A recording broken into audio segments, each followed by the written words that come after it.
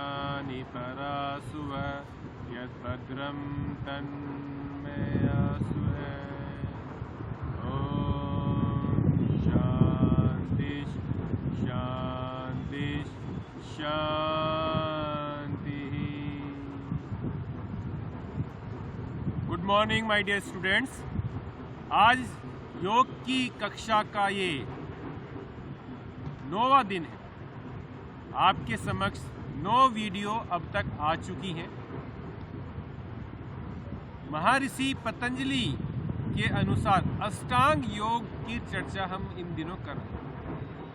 अष्टांग योग में यम, नियम, आसन, प्राणायाम, प्रत्याहार, धारणा, ध्यान, समाधि और उसके अलावा मुद्राएं भी होती हैं। तो बच्चों, महर्षि पतंजलि के अष्टांग योग में जो प्राणायाम, जो चौथा आयाम है, उसके विषय में हम जानेंगे कि आखिर प्राणायाम क्या होता है। प्राणायाम, प्राण का आयाम। अब प्राण क्या है? प्राण है हमारी श्वास। आयाम, श्वासों का चलना। तो प्राण वायु जो है, जो श्वास है हमारी, उसको नियमित रूप से, संयमित रूप से चलाना और उसको इस तरह से चलाएं कि हमारे शरीर पर उसका लाभ मिले। इसी को हम प्राणायाम कहते हैं। प्राण प्लस आयाम। अब प्राणायाम में बच्चों विशेष क्या चीज होती है? 3 चीजें विशेष महत्व रखती है: पूरक, कुंभक और रेचक। पूरक सांसों को लेना, कुंभक मतलब सांसों को छोड़ना और रेचक सांसों को छोड़ना। पूरक सांस लेना, कुंभक सांस रोक के रखना और रेचक सांसों को छोड़ना। इन 3 चीजों का महत्वपूर्ण योग है प्राणायाम में। प्राणायाम के माध्यम से हम अपने शरीर के जो आंतरिक, इंटरनल जो ऑर्गन्स होते हैं, जो हमारे सिस्टम होते हैं, उन सिस्टम को हम चुस्त दुरुस्त कर सकते हैं और उनको बीमारियों से दूर रख सकते हैं। महर्षि पतंजलि ने प्राणायाम को बहुत विस्तार से समझाने का प्रयास किया है, जिसमें प्राणायाम में जैसे भस्त्रिका प्राणायाम, कपालभाति, अनुलोम विलोम, भ्रामरी, उद्गीत, प्रणव। तो ये सब क्या है? ये सब एक प्राणायाम का हिस्सा है, जिसके अंदर कुछ ध्यानात्मक क्रियाएं हैं और कुछ शुद्धि क्रियाएं हैं। कुछ क्रियाएं हैं तो कुछ प्राणायाम है। अब हम प्राणायाम को यदि करने जा रहे हैं तो प्राणायाम से पहले हमें विशेष चीजों का ध्यान रखना चाहिए। पहली चीज क्या? क्योंकि प्राणायाम हमारी जो है श्वास और वायु पर बहुत ज्यादा निर्भर करता है। सबसे पहली चीज तो प्राणायाम करते से पहले आप ये देखें कि आप एक ऐसे स्थान पर बैठें जो वस्तु सुचालक हो, अर्थात जिस पे बैठने पे आपकी ऊर्जा नीचे ना हो। या तो योगा मैट होनी चाहिए या प्लास्टिक की मैट होनी चाहिए। इससे क्या है, जब आप प्राणायाम करते हैं तो प्राणायाम करते समय आपके शरीर से ऊर्जा निकलती है। और यदि आप किसी कपड़े पर ऐसी घास पे बैठते हैं तो क्या होगा कि प्राणायाम करने पर जो ऊर्जा बनेगी वो पृथ्वी पर चली जाएगी। दूसरी चीज क्या है? आपको ढीले ढाले कपड़े पहनने हैं। तीसरी चीज विशेष ध्यान क्या रखनी है कि आपका वातावरण ऐसा वातावरण होना चाहिए, शुद्ध वातावरण होना चाहिए, जहाँ पर डस्टिंग ना हो, फॉग ना हो, धुआं ना हो, वो साफ सुथरी वायु, तो आपको इसका अधिक लाभ मिलेगा। यदि आप बंद कमरे में करते हैं तो ध्यान रखें कि आपकी जो वेंटिलेशन, प्रॉपर वेंटिलेशन होना चाहिए। दूसरा, प्राणायाम जब भी करें आपकी जो मेरुदंड है, जो बैकबोन है, should be straight. Your spinal code should be straight.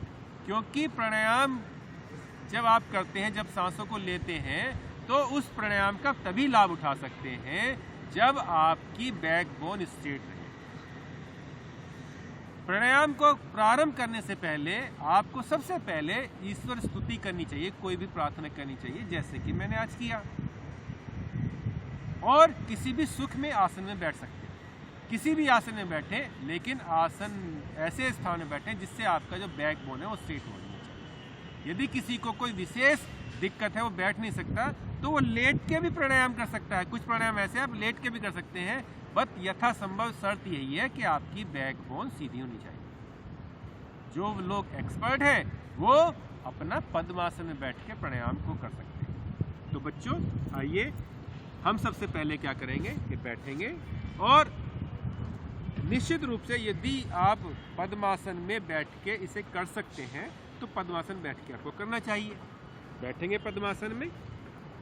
मैं पिछली वीडियो में आपको सिटिंग आसन में पद्मासन को सिखा चुका हूं। ये है बच्चों पद्मासन। पद्म आसन, पद्म मतलब होता कमल, कमल के रूप में बैठना ही आसन है पद्मासन। अब इसमें विशेष ध्यान रखना है, जब आप प्राणायाम के लिए बैठेंगे तो आप कौन सी मुद्रा लगाते हैं। मुद्रा से तात्पर्य ये है कि हमारे जो हाथ होते हैं, इनकी फिंगर्स की स्थिति, हमारी हाथों की स्थिति कैसी होनी चाहिए, वो डिपेंड करता है। तो सबसे पहले आप ये है ध्यान ज्ञान मुद्रा। इंडेक्स फिंगर और थंब को आपस में मिलाएं, दोनों हथेलियां ऊपर आकाश की तरफ रहें और घुटनों से आगे न रहें। ये है पोजीशन आपकी पद्मासन के साथ में ध्यान ज्ञान मुद्रा में बैठना। ज्ञान मुद्रा में आपने जो फिंगर है ये ऊपर ही क्यों रखी है, हथेलियों को आकाश की तरफ रखने का तात्पर्य ये है कि जो हमारी जो ऊर्जा है वो हमारी ऊर्ध्वगामी रहे। यदि हम हाथ को ऐसा रखेंगे ना, तो जो भी प्राणायाम करने से हमारे शरीर में ऊर्जा बनेगी वो हमारी पृथ्वी को चली जाएगी। इसलिए आप अपने हाथों को ऊपर आकाश की तरफ रखें। ठीक है बच्चों। अब प्राणायाम को प्रारंभ करने से पहले कुछ क्रियाएं होती हैं जिसे बोलते हैं नाड़ी शोधन, अर्थात नाड़ी से मतलब है हमारी नासिका। हम सबसे पहले अपनी नाड़ी शोधन का अभ्यास करेंगे। प्राणायाम सीखने से पहले आज मैं सूक्ष्म क्रिया बता रहा हूँ कि आप अपनी राइट नोस्ट्रल्स को बंद करेंगे।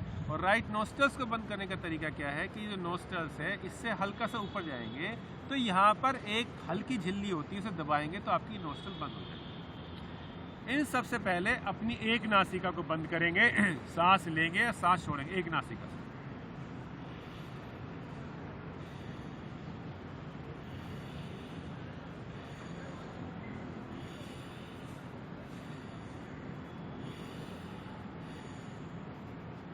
हमारी जो दो नासिकाएं होती हैं, इसमें एक ईड़ा होती है, एक पिंगला होती है, एक सुषुम्ना नाड़ी होती है।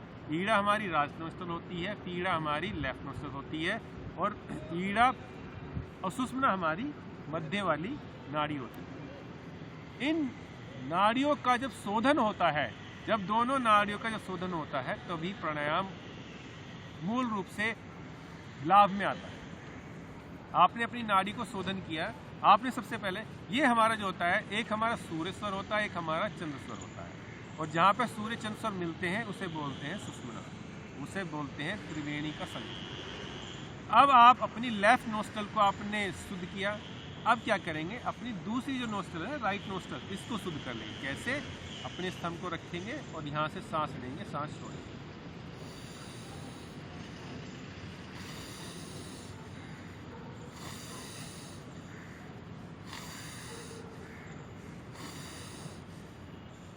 ये हुआ। अभी क्या किया, आपकी जो नासिका में जो मल जमा हो जाता है ना, उससे क्या है कि आपके सांसों का जो आवागमन है वो अच्छे से हो सके, इसलिए अपनी अपनी नाड़ी को शोधन किया। अपनी इस नासिका को शुद्ध किया, अपनी दूसरी नासिका को शुद्ध किया। इसके बाद में आप इसे विपरीत भी शुद्धिकरण कर सकते हैं। कैसे, एक राइट नोस्ट्रल्स को बंद करेंगे, लेफ्ट नोस्ट्रल से सांस लेंगे, ठीक है बच्चों, दूसरी नोस्ट्रल को दबाएंगे और इसे बाहर निकाल देंगे। फिर इसे ऐसी करेंगे, राइट नोस्ट्रल को बंद करा, लेफ्ट नोस्ट्रल से सांस लिया, लेफ्ट नोस्ट्रल को दोनों फिंगर से बंद करा, राइट नोस्ट्रल से सांस बाहर निकाल दी। ठीक है बच्चों। अभी इसी तरह से दूसरी नाड़ी को करेंगे। लेफ्ट नोस्ट्रल्स को आपने बंद किया, राइट नोस्ट्रल से सांस लिया और लेफ्ट नोस्ट्रल से फिर सांसों को बाहर फेंक दिया। फिर इसी से लो, सांस लो राइट नोस्ट्रल से और लेफ्ट से बाहर फेंक दो, फिर लो, फिर बाहर फेंक दो। तो ये प्राणायाम को प्रारंभ करने से पूर्व आपने अपनी नाड़ियों को शुद्ध किया, अपनी नासिका को, अपने श्वासों को अच्छी तरह से बिना रोक टोक चले इसलिए आपने ये अभ्यास किया। हम प्राणायामों की श्रृंखला में जो बढ़ेंगे, सबसे पहला जो प्राणायाम आता है उसे बोलते हैं भस्त्रिका प्राणायाम। भस्त्रिका प्राणायाम में क्या होता है कि आपको सांस, लंबा गहरा सांस लेना होता है, लंबा गहरा सांस छोड़ना होता है। कैसे बच्चों?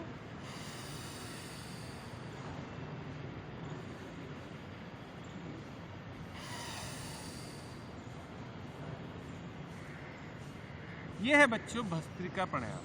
आज मैं आपको भस्त्रिका प्राणायाम को अच्छे से पूरा नहीं सिखा रहा हूँ, सिर्फ मैंने आज आपको परिचय दिया है। दूसरी कक्षा में भस्त्रिका प्राणायाम को मैं आपको अच्छे से सिखाऊंगा और तब हम इस प्राणायाम के विषय में पूर्णतः जानेंगे। तो आज का प्राणायाम का जो लेसन है वो एक परिचय मात्र है। इसके बाद में अगली कक्षा जब हम प्रारंभ करेंगे तो हम आसन, प्राणायाम, इन सब का कोऑर्डिनेशन बना के आपको पूरी कक्षा देने का प्रयास करेंगे। इसलिए हम जो भी हमारी वीडियो आपके पास पहुंचती है आप उसे अच्छे से देखें, समझें, ताकि आपको अगले लेसन में किसी तरह की कोई दिक्कत नहीं। ठीक है बच्चों, समझ में आ गया? धन्यवाद आज की कक्षा के लिए। और अब कक्षा का समापन भी हम अपनी प्रार्थना के माध्यम से करेंगे। कमर गर्दन सीधी करेंगे, लंबा गहरा सांस भरेंगे।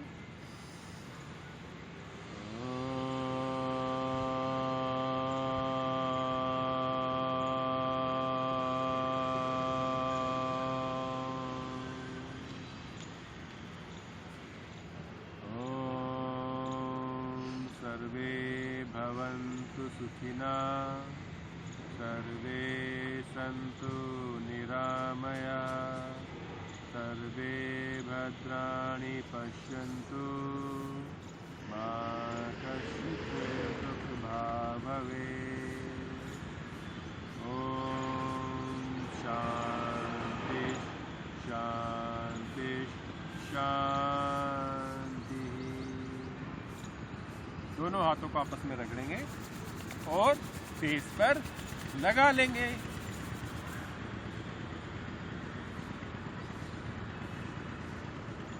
और जो पद्मासन में बैठे हैं उसको आप धीरे धीरे से अपने पैरों को पकड़ के बोलेंगे अतिक्रमण और किसी भी प्रकार की जल्दबाजी नहीं करनी है।